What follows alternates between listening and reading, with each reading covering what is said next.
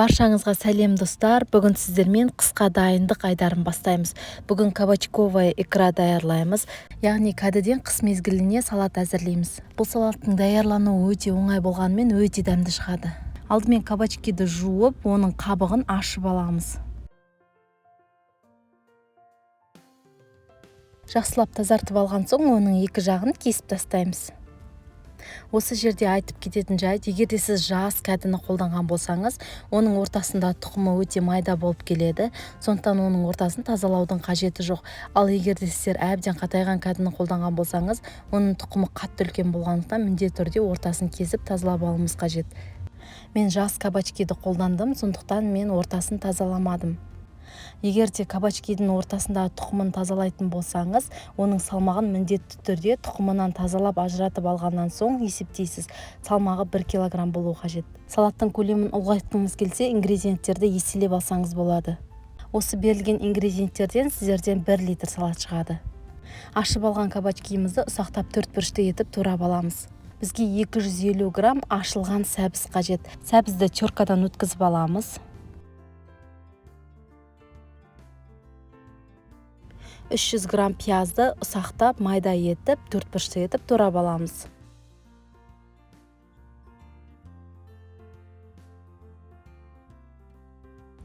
Қазанға 70 грамм майды құйып, оны қыздырып аламыз.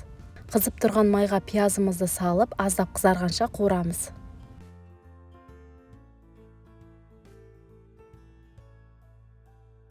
Осы пиязымызға сәбіздің барлығын қосып, оны жақсылап араластырып, 5 минут көлемінде қуырамыз. Пияз бен сәбізге 80 грамм томатная пастаны қосып, оның барлығын біркелкі массаға айналғанға дейін жақсылап араластырып, шамамен 2-3 минут көлемінде тағы да қуырамыз.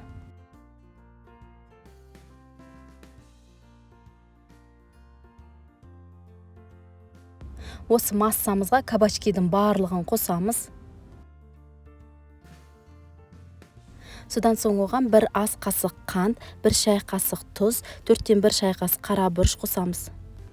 Содан соң өзіңіз қалауыңыз бойынша әртүрлі дәмдеуіштерді қоссаңыз болады. Мен аздап кориандр мен кептірілген сарымсақ қостым.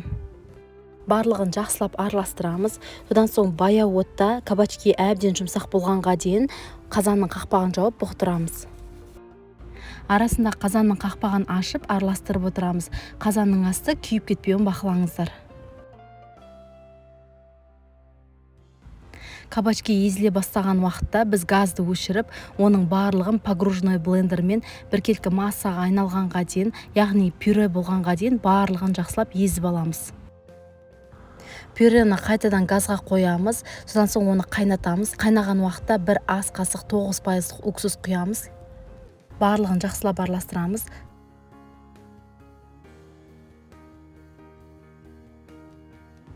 Осымен біздің кабачковая икрамыз дайын, енді оны банкаға құямыз. Банкаға міндетті түрде алдын ала стерилизация жүргіземіз. Ыстық банкаға осы ыстық икрамызды құйып, оның аузын жақсылап жабамыз.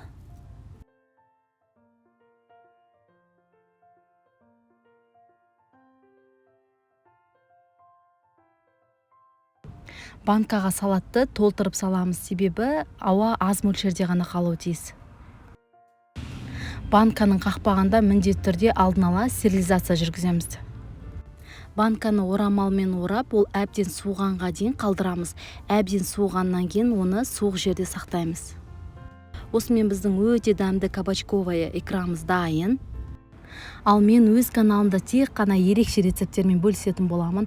Әртүрлі тағамдардың, торттардың, салаттардың рецептерін жіберіп алмас үшін міндетті түрде менің каналыма тіркеліп, қоңырауды басып қойыңыздар.